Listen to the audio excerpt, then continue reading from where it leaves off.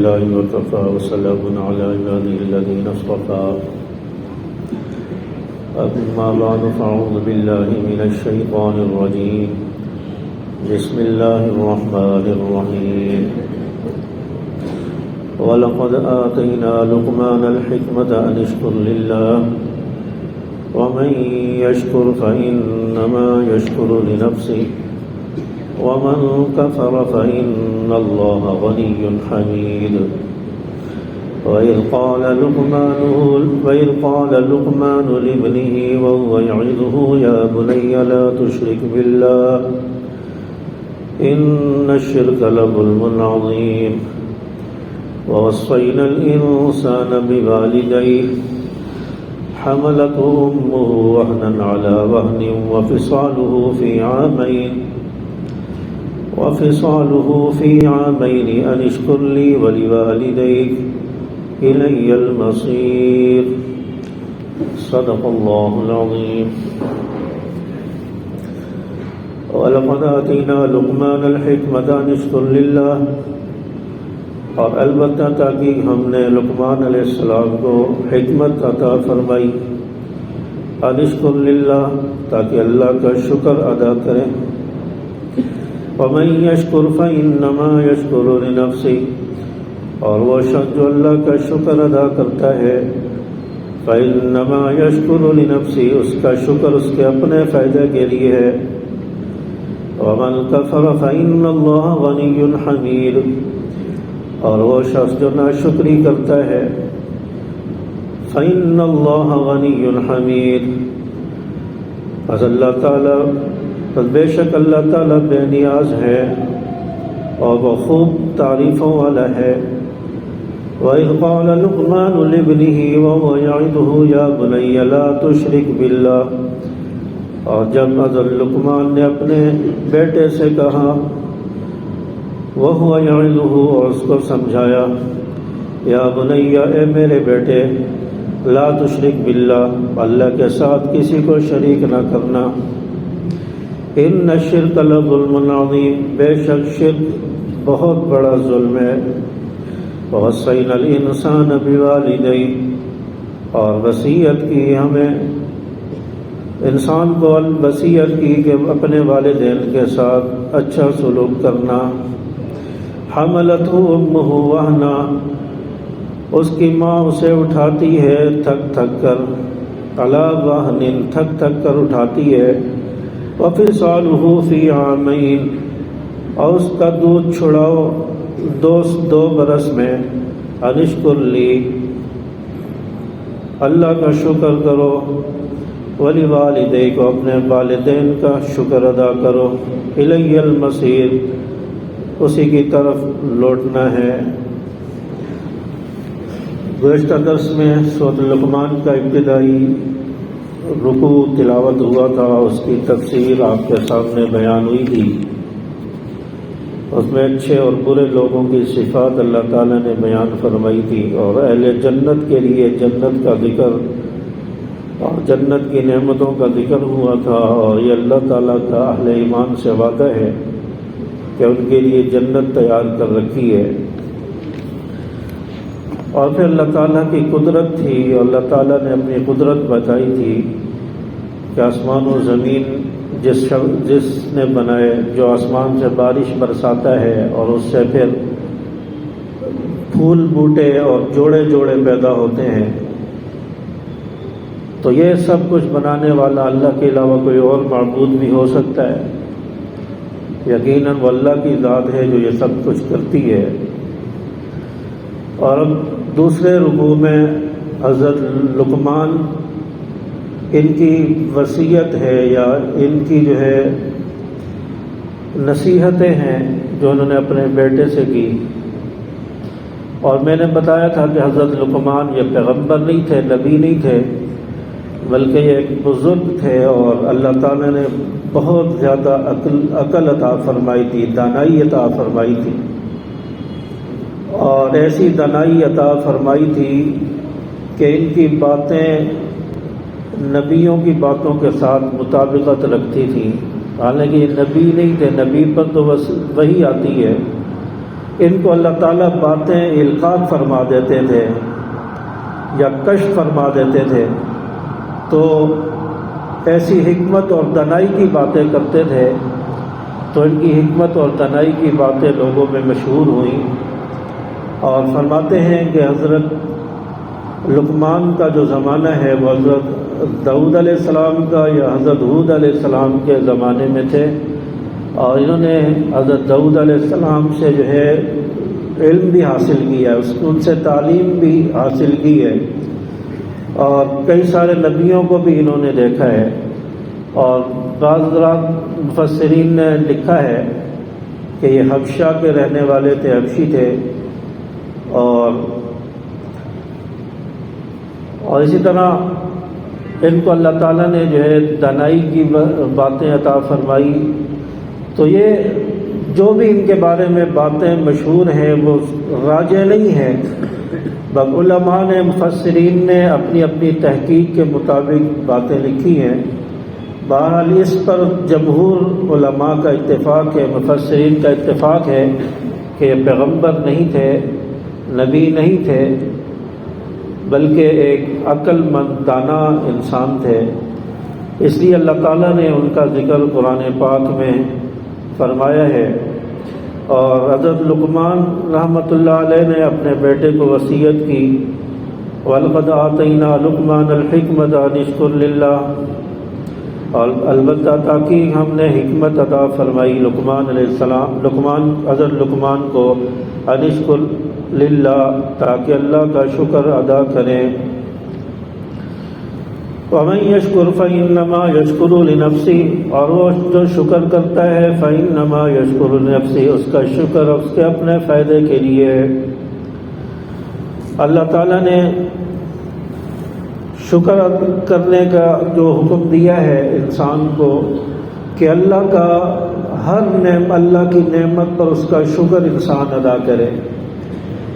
انسان کو اللہ تعالیٰ نے جو کچھ بھی دیا ہے اس پر اللہ کا شکر ادا کرو، کچھ نہیں بھی دیا ہوا تب بھی اللہ کا شکر ادا کرو، اور انسان سوکھی روکھی کھا کر جو بھی گزارا کر رہا ہے بس اللہ کا اس پر شکر ادا کرے کہ اللہ نے کم از کم مجھے یہ تو دیا ہے کھانے کے لیے۔ بعض لوگ تو وہ ہیں کہ جن کو یہ بھی میسر نہیں آتا، اتنا رزق بھی ان کو نہیں ملتا، فاقوں میں زندگی بسر کر رہے ہیں۔ تو فرمایا کہ ہر حال میں انسان کو اللہ کا شکر ادا کرنا چاہیے۔ انسان کے پاس اگر پھٹے پرانے کپڑے بھی ہیں اور اس نے اپنا سطر چھپایا ہوا ہے، اس پر بھی اللہ کا شکر ادا کرے کہ کم از کم میرا سطر تو چھپا ہوا ہے، میرا جسم تو چھپا ہوا ہے، اس پر بھی اللہ کا شکر ادا کرے۔ اگر انسان اللہ کا شکر ادا کرے گا تو اللہ تعالیٰ اس کی نعمتوں میں اور اضافہ فرمائیں گے۔ فرمایا لئن شکرتم لازیدنکم، تم اللہ کا شکر ادا کرو گے اللہ نعمتوں میں اور اضافہ فرما دیں گے، بڑھا دیں گے۔ تو اس لیے فرمایا کہ انسان ہر حال میں جیسے بھی ہے ہر حال میں اللہ کا شکر ادا کرے، یہاں تک کہ ایک ہاتھ اس کا کٹا ہوا ایک ہاتھ ہے تب بھی اللہ کا شکر ادا کرے۔ کہ بعض تو وہ بھی ہے کہ جن کے ہاتھ ہی نہیں ہیں، جن کے ہاتھ تو کندھوں سے بھی کٹ گئے، جن کے دونوں ہاتھ نہیں ہیں، میرا چلو ایک ہاتھ تو ہے، اس پر بھی انسان اللہ کا شکر ادا کرے۔ اور صحابہ کرام رضوان اللہ علیہم اجمعین کو دیکھیں، انہوں نے ہر حال میں اللہ کا شکر ادا کیا، جس حال میں بھی تھے اللہ سے راضی رہے۔ اس لیے تو اللہ نے فرمایا رضی اللہ عنہم ورضوا عنہ، میں ان سے راضی ہوں وہ مجھ سے راضی تھے۔ اور حضرت ابو بکر صدیق رضی اللہ تعالی عنہ کے بارے میں آتا ہے ان کا لباس خدر کا لباس تھا، غالباً ان کے لباس کے بارے میں آتا ہے کہ اس پر 17 پیوند لگے ہوئے تھے، یعنی ٹاکیاں لگی ہوئی تھی، اس طرح کا لباس تھا، لیکن انہوں نے اللہ کا شکر ادا کیا ہمارا سطر تو ڈھپا ہوا ہے۔ تو اس طرح انہوں نے اللہ کا شکر ادا کیا اس لباس پر بھی، اللہ سے راضی رہے، اور پھر اللہ کو ان کا یہ شکر کرنا اتنا پسند آیا کہ اللہ تعالیٰ نے عرشوں کے فرشتوں سے کہہ دیا اپنے نوری فرشتوں سے کہہ دیا آج تم بھی کھدر کا لباس پہن لو، ٹاکیوں والا لباس پہن لو۔ حضرت جبرائیل آپ صلی اللہ علیہ وسلم کے پاس وحی لے کر آئے اور لباس جو ہے وہ کھدر کا ہے، ٹاکیوں والا لباس جبرائیل علیہ السلام نے پہنا ہوا ہے۔ نبی نے پوچھا جبرائیل آج کیا ہوا، آج آپ نے کھدر کا لباس اور ٹاکیوں والا لباس پہنا ہوا ہے؟ فرمانے لگے یا رسول اللہ آج اللہ تعالیٰ ابو بکر صدیق سے اتنا راضی ہوا ہے، ابو بکر صدیق کا وہ ٹاکیوں والا لباس اللہ کو اتنا پسند آیا ہے کہ اللہ نے سارے نوریوں کو حکم دے دیا ہے کہ آج سب نے ابو بکر صدیق کی اتباع کرتے ہوئے ٹاکیوں والا کھدر کا لباس پہننا ہے، اس لیے میں نے بھی آج کھدر کا لباس، ٹاکیوں والا لباس پہنا ہوا ہے، اور اللہ نے مجھے بھیجا ہے کہ جا کر نبی کو بتا دو کہ میں ابو بکر سے راضی ہو چکا ہوں، ابو بکر سے خوش ہو چکا ہوں۔ تو اللہ کا شکر ادا کرے، جس حال میں بھی انسان ہو تو اللہ کو شکر کرنا بہت پسند آتا ہے، اللہ کو شکر کرنا بہت اچھا لگتا ہے۔ تو اس لیے شکر کرنے کی عادت اپنے اندر پیدا فرمائیں۔ جو کچھ آ جائے بس اللہ کا شکر ہے، کم مل جائے اللہ کا شکر ہے بہت کچھ ملا ہے۔ سیلری کم ہے، اگر تنخواہ آپ کو کم مل رہی ہے، حالات جو ہے ایسے ہیں کہ پوری نہیں ہوتی، کوئی آپ سے پوچھتا ہے کہیں کہ اللہ کا شکر ہے سب کچھ پورا ہو جاتا ہے، اللہ پوری حاجتیں اور سب کچھ پورا کر دیتا ہے، اللہ کا شکر ہے، اس پہ راضی رہے، اللہ تعالیٰ ان تھوڑے پیسوں میں برکتیں پیدا فرما دیں گے۔ تو اس لیے حضرت لقمان نے اپنے بیٹے کو وصیت کی اور ہمیں بتایا ہے، ہمیں سبق دیا ہے کہ اپنے بیٹوں کو، اپنے بچوں کو، اولاد کو شکر کی ترغیب دیں۔ شکر، اللہ کا شکر کیسے کرنا ہے؟ حرص نہ ہو کہ اور زیادہ مل جائے، اور زیادہ مل جائے، اور زیادہ دولت آ جائے، اور زیادہ یہ مل جائے، نہیں، تھوڑا ملا ہے بس اللہ کا شکر کرو کہ اللہ نے یہ دے دیا ہے۔ کچھ تو وہ ہے جن کو یہ بھی نہیں ملا۔ اور فرمایا وَمَن يَشْكُرْ فَإِنَّمَا يَشْكُرُ لِنَفْسِهِ، اور جو شخص شکر کرتا ہے اس کا شکر اس کے اپنے فائدے، اپنے بھلا کے لیے ہے۔ اور فرمایا وَمَن كَفَرَ فَإِنَّ اللَّهَ غَنِيٌّ حَمِيدٌ، اور وہ شخص جو ناشکری کرتا ہے بے شک اللہ اس سے بے پرواہ ہے، اللہ بے نیاز ہے، حمید، اللہ تعالیٰ خود خوبیوں والا ہے، تعریفوں والا ہے۔ کوئی شخص شکر کرے اس کو اس کا اپنا فائدہ ہے، اس کو خود اپنے نعمتوں میں برکت ہوگی، اللہ اس سے خوش ہوگا۔ لیکن اگر کوئی ناشکری کرے اللہ کو اس سے کوئی پرواہ نہیں ہے۔ ساری دنیا بھی اگر اللہ کی ناشکری شروع کر دے اللہ کی شان میں کوئی کمی نہیں آئے گی، اللہ کی ذات میں کوئی زوال نہیں آئے گا۔ اللہ تو برتر ہے، بلند و بالا ہے، اللہ کی ذات تو شانوں والی ہے۔ ساری ناشکری انسان کر دیں اللہ کی شان میں کوئی کمی نہیں آ سکتی۔ ہاں، اللہ تعالیٰ کا شکر ادا کریں گے تو بندے کا اپنا فائدہ ہوگا، بندے کی نعمتوں میں اضافہ ہو جائے گا، بندے کو اللہ تعالیٰ مزید نعمتیں عطا فرمائے گا، اللہ خوش ہو جائے گا، اللہ راضی ہو جائے گا۔ اس لیے فرمایا کہ جو شکر کرتا ہے وہ اپنے بھلا کے لیے، اپنے فائدے کے لیے کرتا ہے۔ وَإِذْ قَالَ لُقْمَانُ لِابْنِهِ وَهُوَ يَعِظُهُ يَا بُنَيَّ لَا تُشْرِكْ بِاللَّهِ، اور جب حضرت لقمان نے اپنے بیٹے سے کہا وَهُوَ يَعِظُهُ، اور اس کو سمجھایا، یا بُنَيَّ لَا تُشْرِكْ بِاللَّهِ، اے میرے بیٹے اللہ کے ساتھ کسی کو شریک نہ ٹھہرانا۔ دیکھیں اپنے عقیدے کی اصلاح کر رہے ہیں، بیٹے کے عقیدے کو درست کروا رہے ہیں۔ اپنے بیٹے سے حضرت لقمان کہہ رہے ہیں کہ اللہ کے ساتھ کسی کو شریک نہ ٹھہرانا، اور یہ شرک جو ہے بہت بڑا گناہ ہے۔ ان الشرک لظلم عظیم، فرمایا کہ بہت بڑا ظلم ہے شرک کرنا۔ تو اس لیے اپنے بیٹے کو عقیدے کی اصلاح فرمائی اور فرمایا کہ بیٹا اللہ کے ساتھ کسی کو شریک نہ ٹھہرانا، عبادت اللہ کی کرنا، اسی کو وحدہ لا شریک مانا، وہی یکتا ہے، وہی اکیلا ہے، اس کی کوئی اولاد نہیں ہے، کوئی اس جیسا نہیں ہے، کوئی اس جیسا ہو ہی نہیں سکتا۔ سب کچھ کرنے والا اللہ ہے۔ اپنے بیٹے کو سمجھایا عبادت بھی اسی کی کرنا، جھکنا بھی اسی کے آگے، حاجتیں بھی اسی سے مانگنا، اور اس کے علاوہ کسی کے آگے نہ جھکنا۔ ان الشرک لظلم عظیم، یہ شرک کرنا، اللہ کے ساتھ کسی اور کو شریک کر دینا، کسی اور سے مدد مانگنا، کسی اور کو مشکل کشا کے دینا، یہ بہت بڑا ظلم ہے۔ اس کے بعد فرمایا وَوَصَّيْنَا الْإِنسَانَ بِوَالِدَيْهِ، اور ہم نے تاکید کی، وصیت کر دی انسان کو، بِوَالِدَيْهِ، اس کے ماں باپ کے بارے میں، ماں باپ کے بارے میں اللہ تعالیٰ نے وصیت کر دی، تاکید کر دی۔ حملتہ امہ وہنا علی وہن، اس کی ماں جو اس کو 9 مہینے تک اٹھاتی ہے اور اس کے لیے مشکلیں برداشت کرتی ہے۔ وفصالہ فی عامین، اور فرمایا 2 سال میں اس کا دودھ چھڑاؤ۔ ان اشکر لی ولوالدیک، اور شکر کرو اللہ کا، ولوالدیک، اپنے ماں باپ کا۔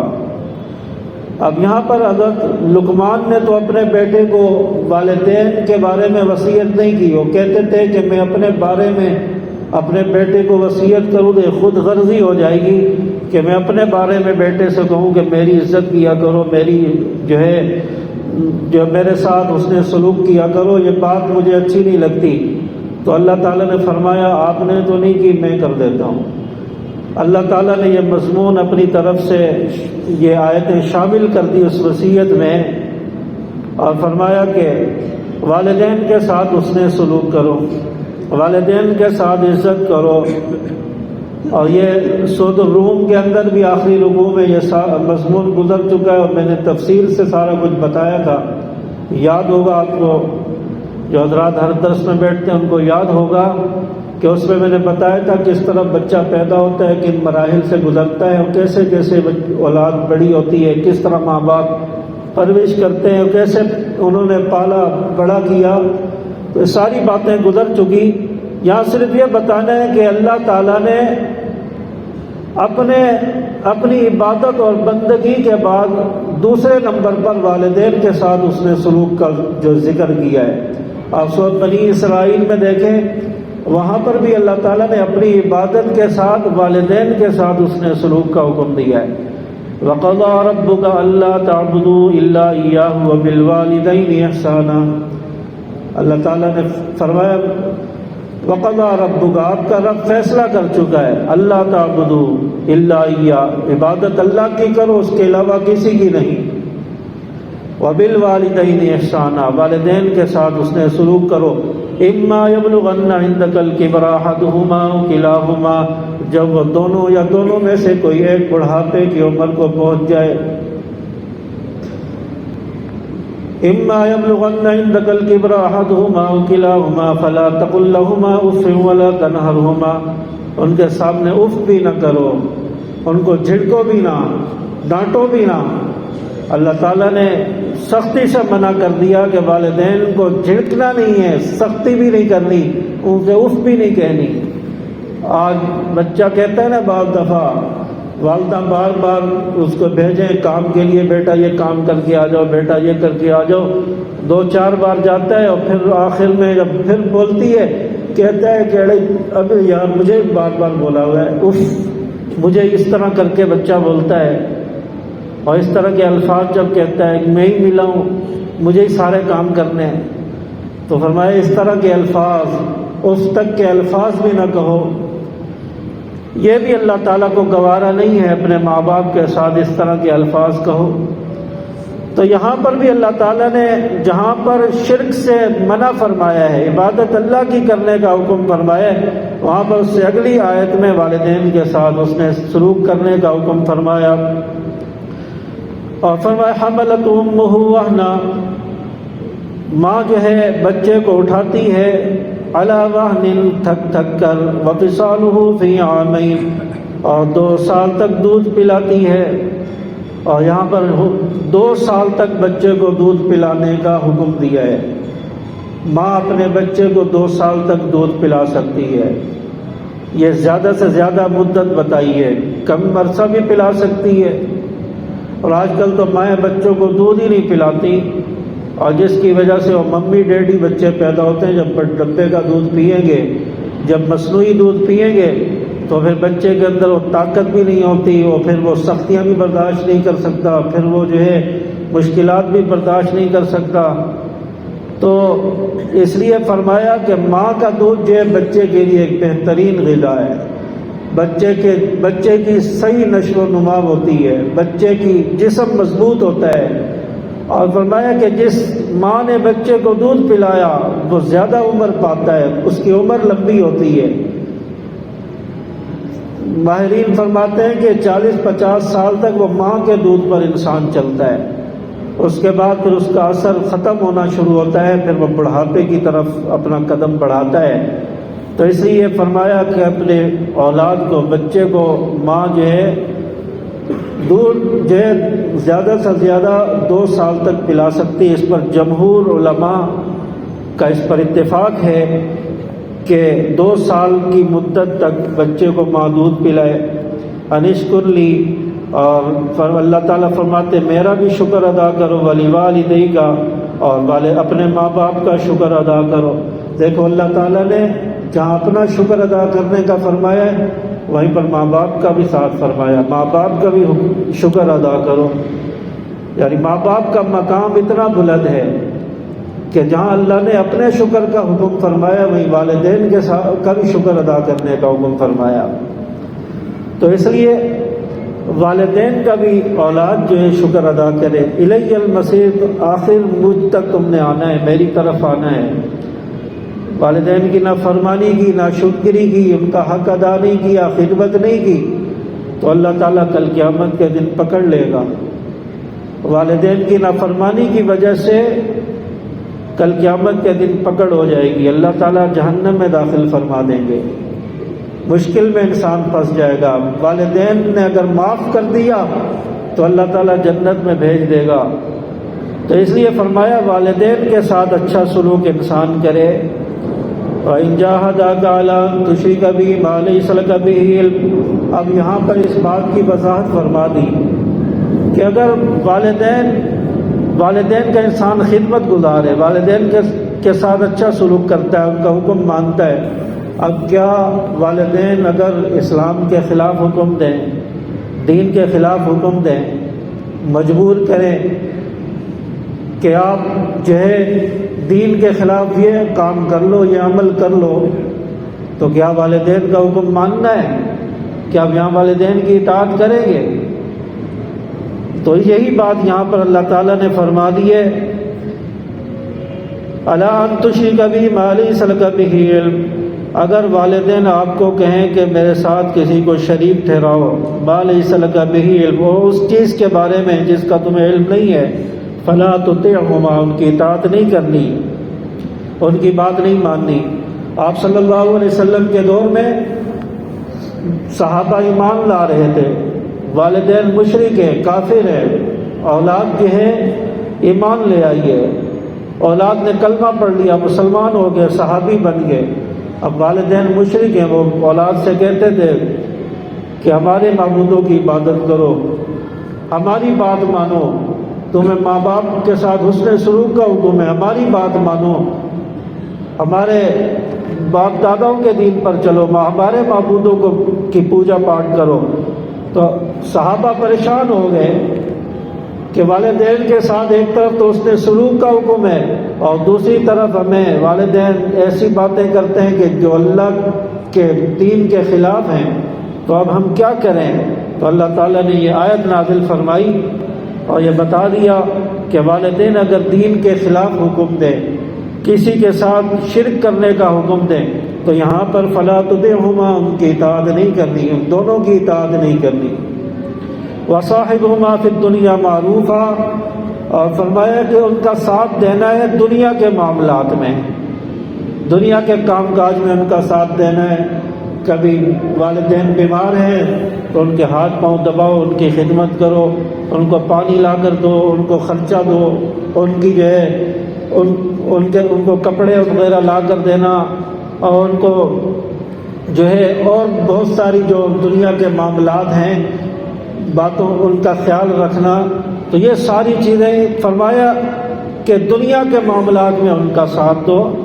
وَاتَّبِعْ سَبِيلَ مَنْ أَنَابَ إِلَيَّ، اگر وہ تمہیں شرک کرنے پر آمادہ کریں، فرمایا کہ ان کی اتباع نہیں کرنی، واتبع سبیل من اناب الی، ان کی اتباع کرنی ہے جو میرے راستے پر ہیں، یعنی انبیاء ہیں، علماء ہیں، صلحاء ہیں، نیک لوگ ہیں جو اللہ کے راستے پر چل رہے ہیں، فرمایا کہ پھر ان کی اتباع کرنی ہے، ان کے راستے پر چلنا ہے۔ ثم الی مرجعکم فانبئکم بما کنتم تعملون، اور فرمایا تم نے میری طرف لوٹنا ہے، فانبئکم بما کنتم تعملون، اور سب خبریں اور سب چیزیں سامنے ہو جائیں گی، بما کنتم تعملون، اور تم جان لو گے کس نے اپنے والدین کی کس وجہ سے نافرمانی کی، کس نے کس وجہ سے فرما برداری کی، یہ سب باتیں سامنے آ جائیں گی۔ اگر ماں باپ اس کو شرک کی طرف آمادہ کر رہے تھے اور اس وجہ سے نافرمانی کی تو اس کی پکڑ نہیں ہوگی، اللہ تعالیٰ اس کی پکڑ نہیں فرمائیں گے۔ اگر اس نے دنیاوی معاملات میں ماں باپ کی نافرمانی کی، ماں باپ کا حکم نہ مانا، ماں باپ کی اتباع نہیں کی، تابعداری نہیں کی، فرما برداری نہیں کی، پھر کل قیامت کے دن اللہ پکڑے گا۔ یہاں تک تو وہ مضمون تھا جو اللہ تعالیٰ نے والدین کے ساتھ اس نے سلوک کے بارے میں اس میں شامل فرمایا۔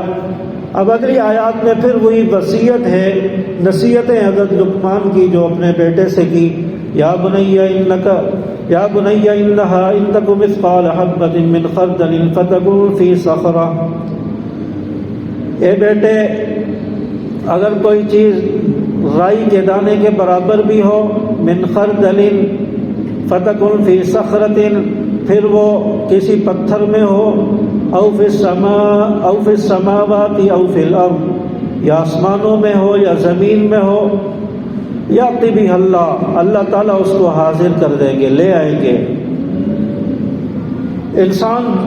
حضرت لقمان اپنے بیٹے کو وصیت کر رہے ہیں، سمجھا رہے ہیں کہ اللہ کی ذات وہ ہے جو ہر چیز کو جانتی ہے، دلوں کے اندر جو چیز ہے وہ بھی جانتی ہے، رائی کے دانے کے برابر بھی اگر کوئی شخص عمل کرے، نافرمانی کرے اللہ تعالیٰ کی، وہ بھی اللہ جانتا ہے۔ کوئی چیز پتھر کے اندر چھپی ہوئی ہو، پوشیدہ ہو، اللہ اس کو بھی جانتا ہے۔ جو چیز آسمانوں میں اس کو بھی اللہ جانتا ہے، جو زمین کی تاریکیوں میں گہرائیوں میں ہو اس کو بھی اللہ جانتا ہے۔ اللہ کو ہر چیز کا علم ہے، اس لیے فرمایا کہ اللہ کی نافرمانی نہ کرنا، یہ نہ سمجھنا کہ میں جو کام کروں گا اگر چھپ کر کروں گا تو اللہ کو نہیں پتہ چلے گا۔ فرمایا کہ اللہ کو اس کا بھی علم ہے، کل قیامت کے دن اللہ تعالیٰ سب چیزوں کو لے آئیں گے، ظاہر کر دیں گے۔ ان اللہ لطیف خبیر، اللہ تعالیٰ بے شک اللہ تعالیٰ کو باریک سے باریک چیزوں کا بھی علم ہے۔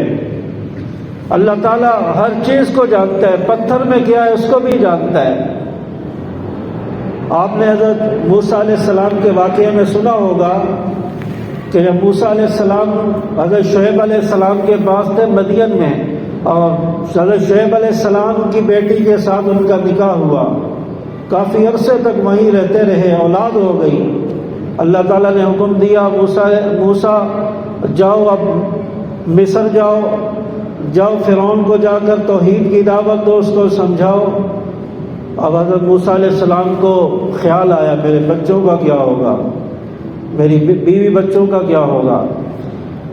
فرمایا کہ بس میرا حکم ہے چلو، اور راستے میں چلنا شروع ہوئے تو راستے میں ایک پتھر ملا، پتھر نظر آیا۔ اللہ نے فرمایا موسیٰ اس پتھر پر لاٹھی مارو۔ حضرت موسیٰ علیہ السلام نے لاٹھی ماری، پتھر دو ٹکڑے ہوا، اندر سے ایک اور پتھر نکلا۔ اللہ نے فرمایا اس پر بھی لاٹھی مارو، اس پر لاٹھی ماری، وہ دو ٹکڑے ہوا، اندر سے ایک اور پتھر نکلا۔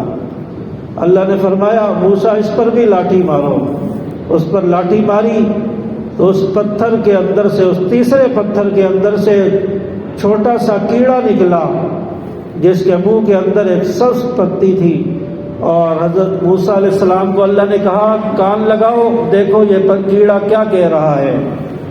تو حضرت موسیٰ علیہ السلام نے جب کان لگائے تو دیکھا کہ وہ کیڑا تو اللہ کی تسبیح کر رہا ہے، وہ تو اللہ کی حمد و ثنا کر رہا ہے، اور وہ الفاظ کتابوں میں ذکر کیے ہیں کہ وہ کیڑا یہ الفاظ کہہ کر اللہ کی حمد و ثنا کر رہا تھا کہ سبحان من یرانی ویسمع کلامی ویعرف مکانی ویذکرنی ولا ینسانی، اللہ کی ان الفاظ میں وہ حمد و ثنا کر رہا ہے. اب کہہ رہا ہے کہ سبحان من یرانی، پاک ہے وہ ذات جو مجھے دیکھ رہی ہے، وَيَسْمَعُ کلامی، جو میرے کلام کو، میری گفتگو کو بھی سن رہی ہے، وَيَعْرِفُ مکانی، جو میری اس جگہ کو بھی جانتی ہے، 3 پتھروں کے اندر میں ہوں، میری اس جگہ کو بھی جانتی ہے، پہچانتی ہے، وَيَذْكُرُنِي، جو مجھے یاد رکھتا ہے، وَلَا يَنْسَانِي، جو مجھے بھولتا نہیں ہے. اس 3 پتھروں کے اندر بھی اللہ تعالیٰ اس چھوٹے سے کیڑے کو، جو پتھر چاروں طرف سے بند ہے، کوئی راستہ نہیں ہے، اس پتھر کے اندر اس کیڑے کو اللہ تعالیٰ پتی دے رہا ہے، اس کو رزق دے رہا ہے، وہ سب پتی کھا رہا ہے اور وہ اللہ کی حمد کر رہا ہے. اللہ تعالیٰ نے فرمایا موسیٰ، جب اس کیڑے کو میں 3 پتھروں کے اندر، اندھیروں کے اندر روزی دے سکتا ہوں، کیا تیرے بیوی بچوں کو میں روزی نہیں دے سکتا؟ دیکھو اللہ تعالیٰ نے کس طرح سمجھایا. تو اس لیے روزی دینا یہ اللہ کے اختیار میں ہے، وہ جس کو جتنی چاہے روزی دے دے، جس کی روک دے کوئی پھر اس کو روزی دے ہی نہیں سکتا. اور یہ جو ہمارے معاشرے میں پھیلا ہوا ہے کہ فلاں نے فلاں کی روزی بند کر دی، فلاں نے میری روزی بند کی ہوئی ہے، فلاں نے یہ کیا ہوا ہے، فلاں نے بندشیں کی ہوئی ہے، کوئی کسی کی روزی نہیں روک سکتا. جس کو اللہ روزی دینا چاہے، دنیا کی ساری طاقتیں زور لگا لے، کوئی اس کی روزی نہیں روک سکتا. روزی دینا نہ دینا اللہ کے اختیار میں. اس لیے اپنے عقیدے کی انسان اصلاح کرے.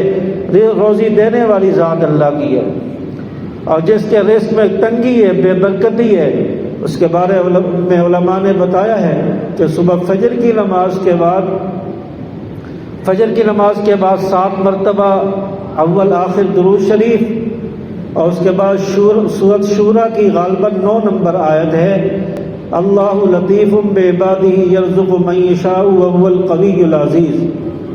یہ 25ویں پارے میں سورۃ شورى، اس کی غالباً 9 نمبر یا 19 نمبر آیتیں دیکھ لیے گا. تو اللہ لطیف بعبادہ یرزق من یشاء وهو القوی العزیز، یہ جو ہے 70 مرتبہ پڑھنا ہے. اول آخر 11 مرتبہ درود شریف اور 70 مرتبہ یہ آیت. اس کو ہر روز فجر کی نماز کے بعد پڑھیں. اللہ تعالیٰ انشاءاللہ روزی کے دروازے کھول دیں گے، اللہ تعالیٰ رزق میں برکتیں پیدا فرما دیں گے. تو اس وظیفے کا جو ہے معمول بنا لیں. تو اس لیے روزی دینا نہ دینا یہ اللہ کے اختیار میں ہے. فرمایا اس کیڑے کو بھی اللہ روزی دے رہا ہے، تو آپ کے بچوں کو بھی اللہ تعالیٰ روزی دے گا.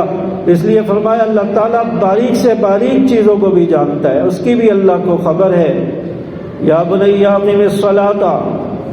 اب حضرت لقمان اپنے بیٹے کو وصیت کر رہے ہیں، نصیحت دے رہے ہیں، اے بنیا نماز قائم کرو، اے بیٹا نماز قائم کرو، نماز کو وقت پر پڑھو، 5 نمازیں پڑھو، باجماعت پڑھو، خشوع خضوع کے ساتھ پڑھو، نمازوں کی پابندی کرو.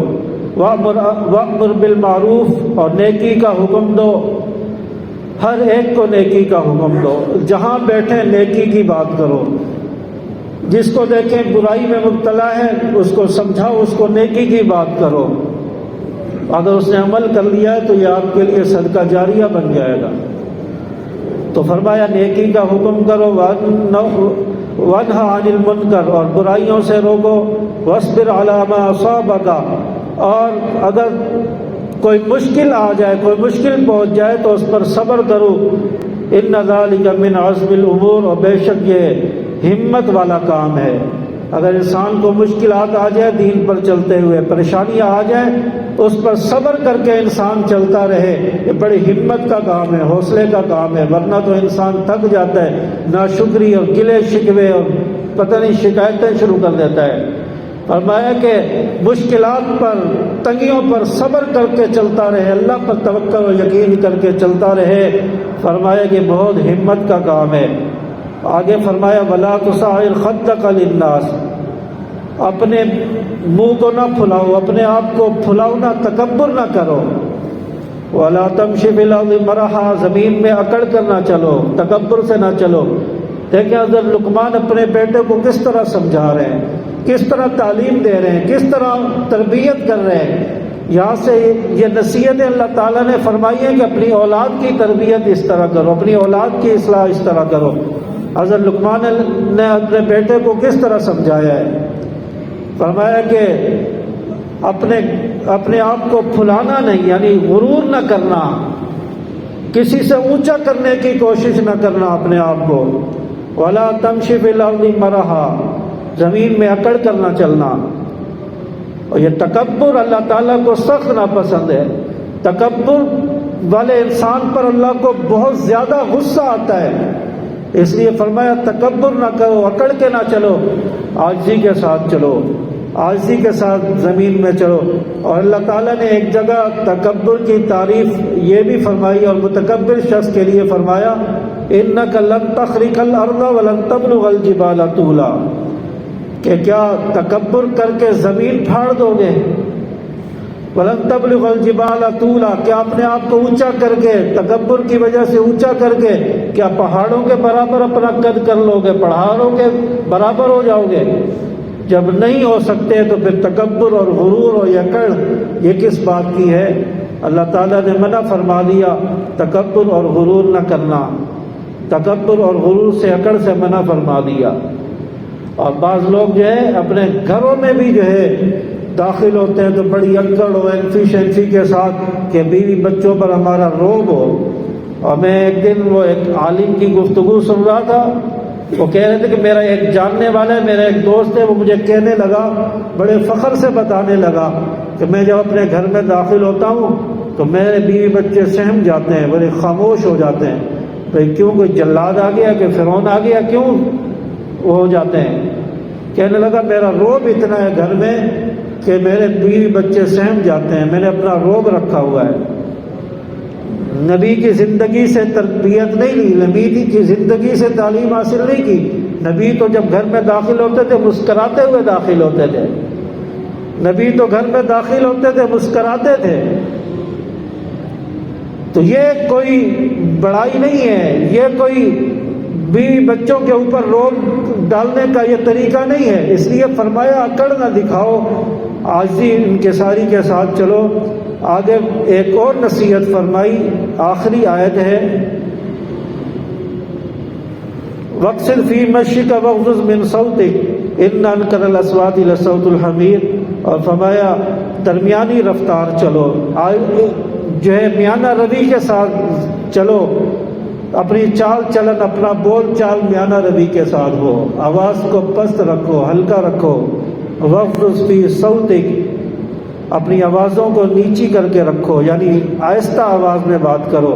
ان انکر الاصوات لصوت الحمیر، فرمایا کہ سب سے بری آواز جو ہے گدھے کی آواز ہے، سب سے بری آواز جو ہے گدھے کی آواز ہے۔ یہاں سے فرمایا کہ جو آدمی یعنی اونچی آواز سے بولنے والا، چلانے والا، اس کو گدھے کے ساتھ مشابہت دی ہے۔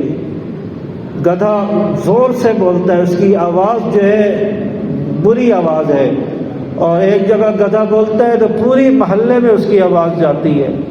اور جو انسان چلا کر بولے، زور سے بولے اور یوں ہاتھ رکھ کے آوازیں کسے، کیا وہ اللہ کو پسند ہوگا؟ ایسے انسان کو تو گدھے کے ساتھ مشابہت دی ہے کہ اس کی اور گدھے کی آواز ایک جیسی ہے۔ اس لیے اپنی آوازوں کو نیچی رکھا جائے، آہستہ بولا جائے۔ اگر کوئی اوپر رہتا ہے تو اوپر جا کر اس کے ساتھ بات کی جائے، نیچے سے نہ چلایا جائے۔ اڑوس پڑوس والے سارے محلے میں انسان کی آواز جا رہی ہوتی ہے، اس انسان کو جو زور سے چلاتا ہے، اس کو گدھے کے ساتھ مشابہت دی ہے، گدھے کی آواز کے ساتھ۔ اور فرمایا کہ اپنی آوازوں کو نیچی رکھو، سب سے بری آواز یہ گدھے کی آواز ہے۔ انسان کو تو اشرف المخلوقات بنایا ہے، انسان کو تو جانوروں سے اعلیٰ بنایا ہے، اس لیے انسان جو ہے انکساری کے ساتھ، عاجزی کے ساتھ چلے اور نرمی کے ساتھ بات کرے، اچھے انداز میں گفتگو کرے، آہستہ آواز میں بولے، اپنی آواز کو زیادہ اونچی نہ کرے کہ اس کی اور گدھے کی آواز برابر ہو جائے۔ اللہ تبارک و تعالیٰ میں سمجھ عمل کی توفیق عطا فرمائے۔